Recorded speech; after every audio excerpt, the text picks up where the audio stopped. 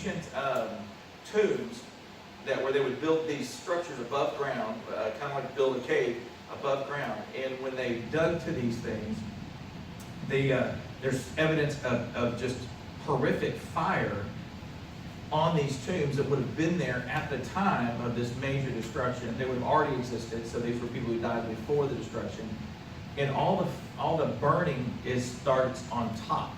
It doesn't come from the ground up like somebody's setting fire. You're going to burn a building down, what do? You start at the bottom, right? Unless you had wood shingles, then you just shoot a fireworks on top. But anyway, that was back in the 70s. Memories. Memories of County, the fire truck calls on the news on July 4th that evening in Houston when I was a kid. That's what happened. 14 houses burned today because of bottle rockets. So all the evidence of the fire is as if it started from above and then came down. So that's one of the kind of the cool things. So they believe that this is Sodom. This place is now called Bab Edra. They believe it's the biblical Sodom. They've got all kinds of, they've got skeletons, they've got all kinds of evidence of a massive destruction. There's also evidence that an earthquake happened at exactly the same time. So, which would completely jive with the scripture. So there you go, Sodom and Gomorrah. There you go. Thanks for inquiring. Maybe we do a little extra work. So in this story of Sodom and Gomorrah, the big point of Sodom and Gomorrah in that story is our complete obedience to the Lord. When God does not tolerate sin, God doesn't just tolerate. He does in the sense in that He lets us get away with a lot of it, but God has His lines, and God wants to set an example that sin is destructive in our lives. And so in this place where these people were given completely over to it, once again, just like the fall and the failures, when things have gone completely, there's no light in the space, God destroyed it. And but to look and long back is where the destruction of our own lives happens. Because in the story, Lot's wife, as they were running away, turned and looked back, I would guess longingly for Sodom and Gomorrah that she was leaving, and she was punished, turned into a pillar of salt. So she died as well because she was longing to be around that lifestyle that they were leaving. So just in interest of, any thoughts or questions about Sodom and Gomorrah? In interest of keeping moving in the storyline, so we can put all these pieces together, is after the destruction of Sodom and Gomorrah, there's a couple of minor stories in there that we're going to move on. We get to the major issue of Isaac. So now we get to the birth of Isaac. Abram is now Abraham. And God has been promising and promising and promising. And in Genesis chapter 21, it says this. Now the Lord was gracious, chapter 21, verse 1. Now the Lord was gracious to Sarah, as He had said. And the Lord did for Sarah what He had promised. Sarah became pregnant and bore a son to Abraham, to Abraham in his old age, at the very time God had promised him. Abraham gave the name Isaac to the son Sarah bore him. When his son Isaac was 8 days old, Abraham circumcised him as God commanded him. Abraham was 100 years old when his son Isaac was born to him. And I thought I was old then. My kids around the house. Anyway, but then so the promise is fulfilled here in chapter 21. But then we talk about Isaac and Ishmael. So let's take a look at what's said about Ishmael also in chapter 21. If you skip down to chapter 21, verse 13, I can just summarize that now that Ishmael was in the house, guess how Sarah felt about Ishmael and Hagar? She still was hating on him. Now she's afraid that Ishmael may be able to take over, and so she's got to get Ishmael out. And so she could place it Abraham. Well, the story here describes how Abraham is completely distraught. Ishmael is still his son, and his wife is freaking out over Ishmael being in the household. Ishmael is his firstborn. But God speaks to Abraham as Abraham calls out to God and tells Abraham to not be afraid, but to go ahead and do what Sarah asked. And Sarah is saying, wants Ishmael and Hagar sent out. So we pick the story up in chapter 21, verse 13. I will make the son, and this is God's promise to Abraham. He says to Abraham, I will make the son of the maidservant into a nation, also because he is your offspring. Early the next morning, Abraham took some food and a skin of water and gave them to Hagar. He set them on her shoulders and then sent her off with the boy. She went on her way, and they wandered in the desert of Beersheba. When the water in the skin was gone, she put the boy under one of the bushes. Then she went off and sat down nearby, about a bow shot away, for she thought, I cannot watch the boy die. And as she sat there nearby, she began to sob. God heard the boy crying, and the angel of God called to Hagar from heaven and said to her, What is the matter, Hagar? Do not be afraid. God has heard the boy crying as he lies there. Lift the boy up and take him by the hand, for I will make him into a great nation. Then God opened her eyes, and she saw a well of water. So she went and filled the skin with water and gave the boy a drink. God was with the boy as he grew up. He lived in the desert and became an archer. While he was living in the desert of Paran, his mother got a wife for him from Egypt. So I find this, I find it interesting, that here we have Ishmael, and in just a minute, as you read on, you'll see Ishmael mentioned yet again what happens next. So he gets a wife. They're basically living. In fact, let me come over here. I'm going to zoom in here. They're all at this point living basically in this lower area, the Negev desert, and all of this area right in here, traveling around with their herds. That's why you hear lots of different places named. Is they're literally traveling around to greener pastures all through here and all across this southern part of what's currently modern Israel. So Hagar and Ishmael are sent away. Basically, some more things happen. Abraham worships. Ishmael is now growing and becoming a nation of his own. And then we come to the story in Genesis 22 of Abraham being tested with Isaac. Another major event. So put yourself in the mind of Abraham for a second. Abraham has now been blessed with this child. He's 100 years old. Isaac is now the heir. His wife is now happy. He's lost his son that he's had to send away. He's still traveling around. Now, he's really wealthy at this point, but that really doesn't matter in the end, does it? But he comes up, and God tells him to do this. And Genesis 22 records a story of God telling Abraham to sacrifice Isaac. To sacrifice Isaac. And so Abraham's response is fascinating to me. I don't know how he did this, to be honest. When my own children are in trouble, I don't respond this way. But God tells Abraham this. Let's pick up chapter 22, verse 1. Sometime later, God tested Abraham. He said to him, Abraham, here I am, he replied.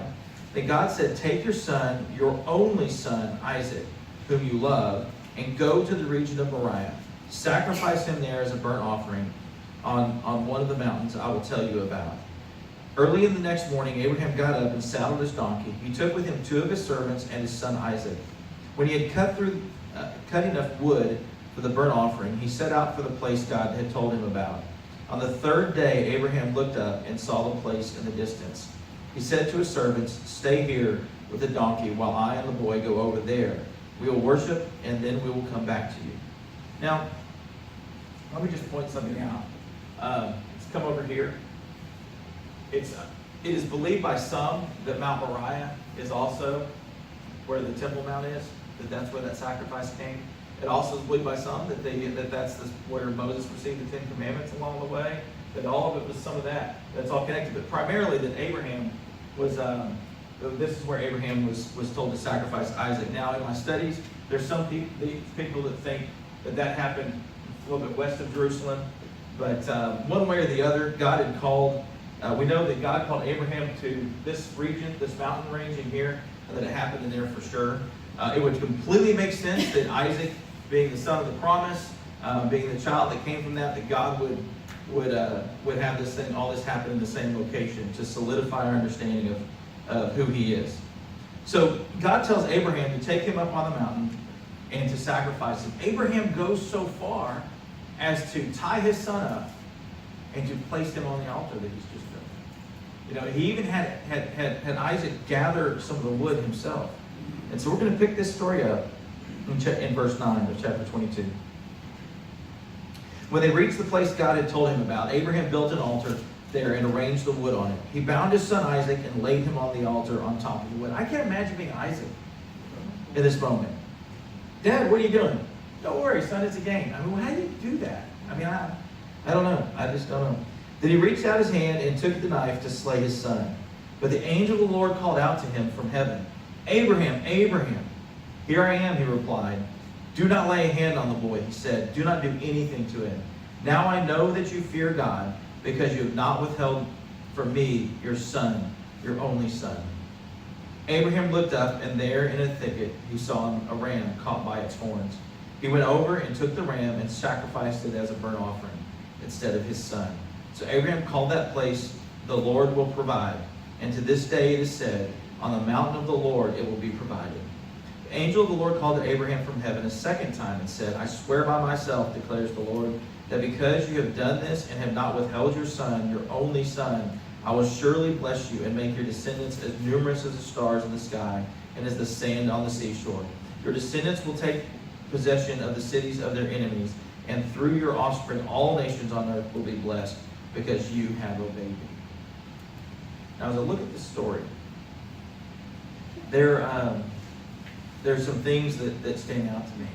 I mentioned just a second ago, could you imagine being Isaac, being tied up by his own father, and seeing your father raise a knife to take your life?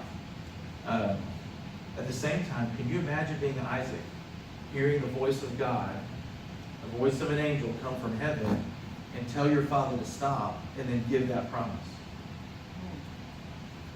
Now think through that process real quick. This didn't happen in the 2 minutes it took to read it. This for them happened in, over a period of hours, I would say. Gathering the wood, putting it, the anticipation. Isaac going, where's the sacrifice? And Abraham saying, well, eventually saying, here, son, come here, and then having to tie his own son up. The anguish in both of their hearts in that time must have been incredible. But the obedience, they were acting in obedience even though it was difficult. And it wasn't until going through the anguish and following through with obedience in the middle of that anguish that the voice of God was heard and the promise was solidified. And what does that say to us about our own selves? And as I read this, all kinds of stuff flood my mind about my own life, my own children, my own history. And you can say to yourself, God will ask things of you in the course of your life that will seem unreasonable, completely unreasonable. Our one requirement is faithfulness and obedience. And what we can trust is that, and what you see this example over and over and over and over again, repeated constantly throughout the scripture, that walking with God does not promise us an easy life. It does promise us that the things that happen to us are purposeful. And then in the end, God, as we are obedient, God uses those to change the world around us and to affect those that are coming after us. I can tell you that every one of your lives, as I mentioned this again last week, every one of your lives and everything you do has a ripple effect throughout all of time and history. And you have absolutely no idea how far out that's going to go. I guarantee you, Abraham and Isaac had no idea that the Savior of the world was going to be born through them, and that this whole thing that was happening to them was happening in such a way as a testimony to the one and only Son of God being the perfect sacrifice. Or that this is a parallel, an example that God had to provide the right sacrifice. You could try to sacrifice your own kids. You could try to sacrifice the very best that you have, and it's not the sacrifice God desires, or requires, rather, for our salvation. It is purely the sacrifice He provides. So many parallels between our lives and the coming of Christ. So the grand plan of God is will over and over again be repeated as we go through the Old Testament, where He continues to show the same principle. He is there, He is there, He is there. He's there with a couple that wants a child in menopause. He's there with Michael and Bridget. He's there with unspoken prayer requests. He's in the middle of all of it. He's absolutely in the middle of all of it. So as a story, any thoughts on that? It kind of amazed me, Kenny, that God had spoke to him and told him what He wanted him to do. When we went up the mountain, He told them two young men, we will come back to you. Yeah. He had great faith that, I don't know if he felt like, well, if God wants me to do this, He can raise him from the dead, or whatever He wants him to do. Yeah. He showed great faith. He said, we're coming. He didn't say, I will come back Right. to you. He said, we will come back. Yeah, You know, Abraham believed that when God promised that Isaac was the son through which a nation would happen, that Isaac, somehow this was going to work out, even though it literally made no sense. I mean, it makes no sense that you could sacrifice your son, literally kill your child, and yet a great nation is going to come out of it. But he was following through. And I noticed in here a couple of times it refers to Isaac as Abram's only son. Yeah, multiple times. Yeah. So, yeah, Ishmael has been set aside and completely at this point, which is interesting, especially considering the, when you look at all-time history track out today, you've got the Muslims out there, and it actually goes on. I'm going to go ahead and let me see. I'm going to skip forward real quick just to make this point, and then we'll come back and pick it up. But so that this is cohesive. So talking about Ishmael, if you jump to Genesis chapter 25, verse 12. Go ahead and flip there and check this out. Couple chapters later, you've got Ishmael's sons, his story here. So it picks up, Abraham dies in Genesis 25. Then it tells what's going on to happen with Abraham, with Ishmael, and it tells of all these sons he has. And let's look at verse 16. These were the sons of Ishmael, and these are the names of the 12 tribal rulers according to their settlements and camps. Interesting, there's 12 tribes that came out of Ishmael as well as 12 tribes that came out of Israel. In verse 17, altogether Ishmael lived 137 years. He breathed his last and died, and he was gathered to his people. Now here's the interesting part. Verse 18, his descendants settled in the area from Havilah to Shur, near the border of Egypt, as you go toward Asher, and they lived in hostility toward all their neighbors. Let me show you that area on the map.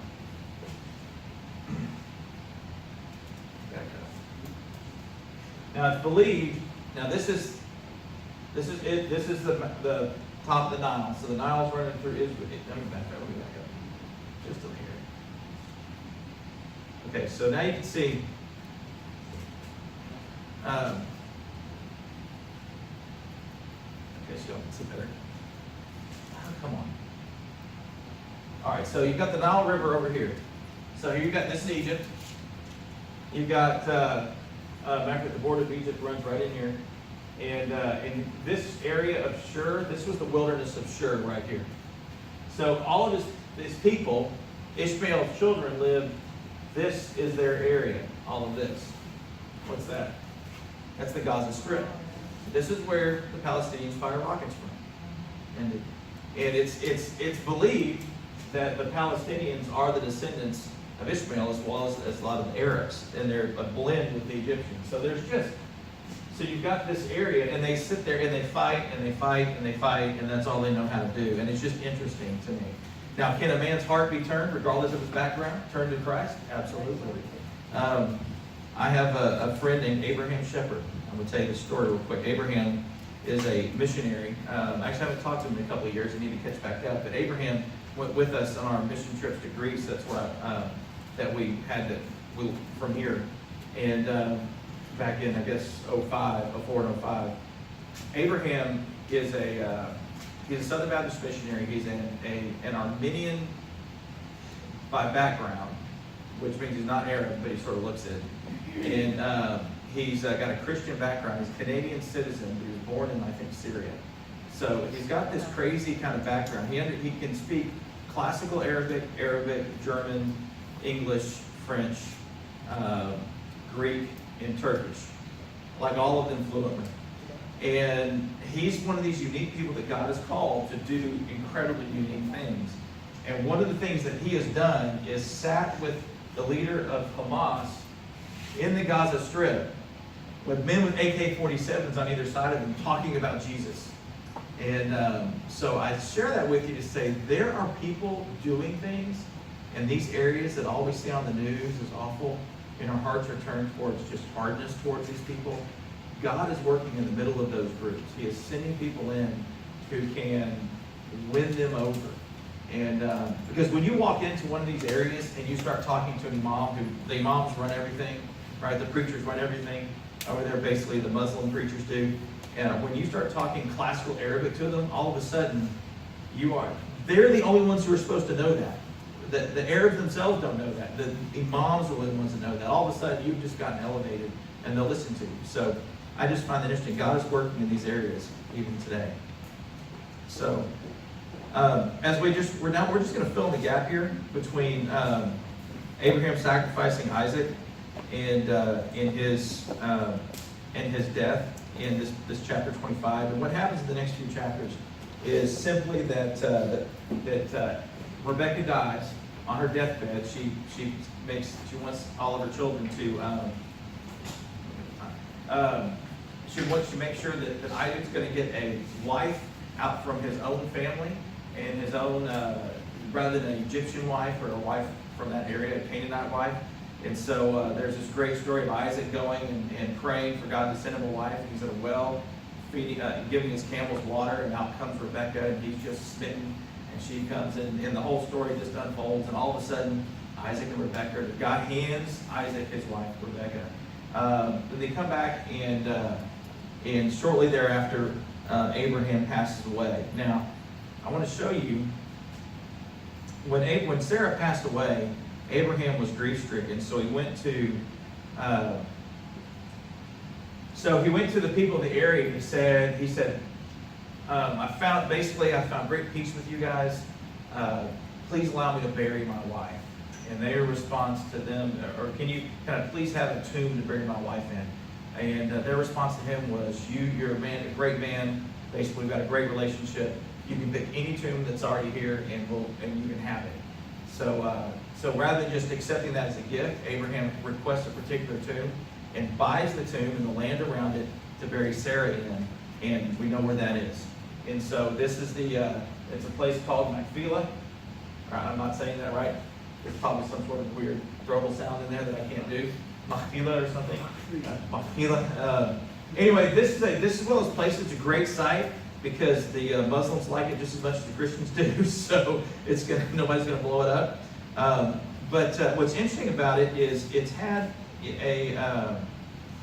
this cave at Machpelah is shrines have been built there for thousands of years. And basically, whoever's kind of over the area at the time, whether it be Christians or Muslims or Jews, they each have built their own, and they just sort of built a bigger one on top of the previous one is what they're doing.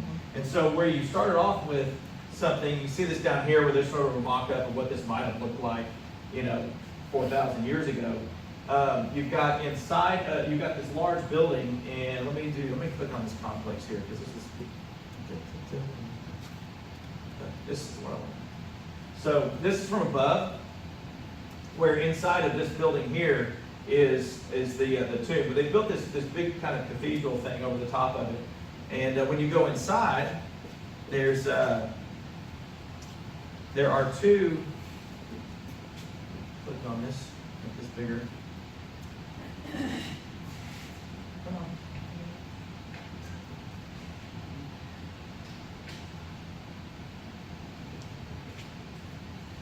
Let's see, come on. Okay, so when you go inside, I thought I could make that bigger. There's two of these. There's this on this side. It's reflected the other side.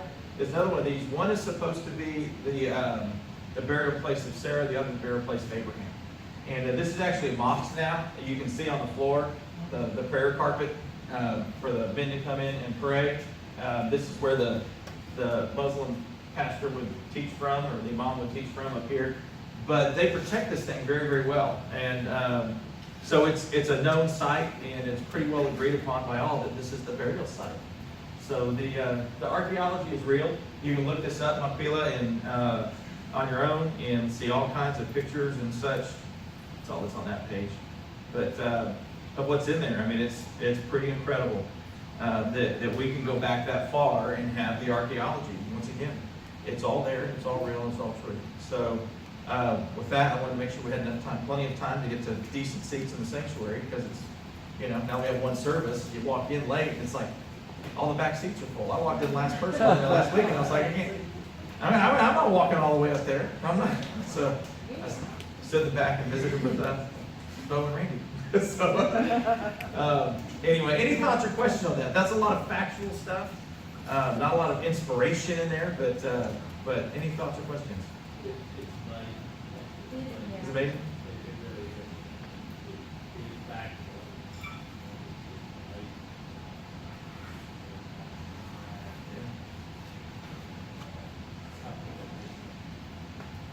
Yeah.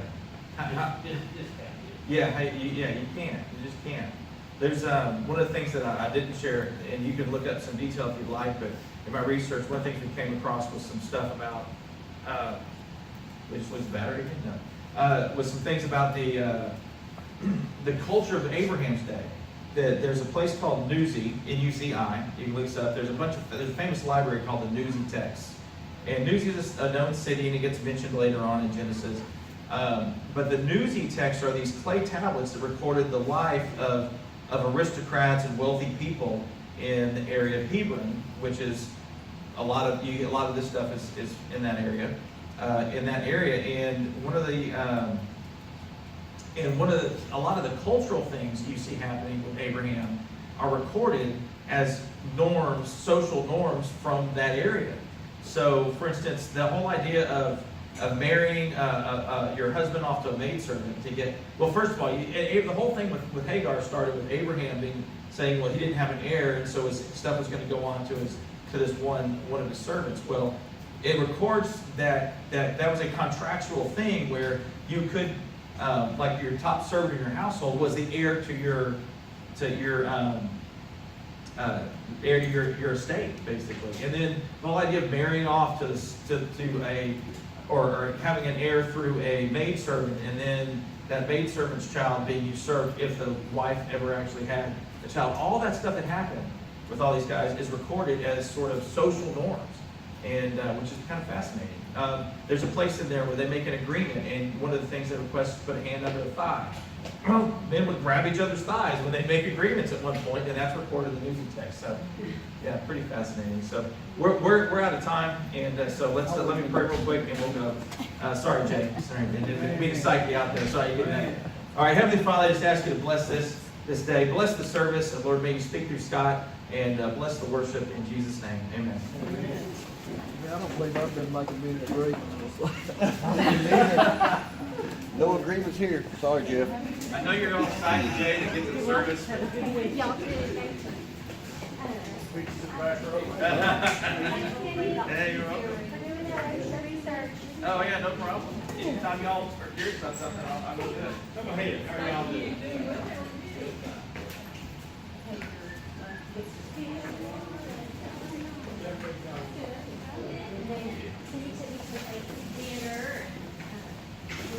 Dinner.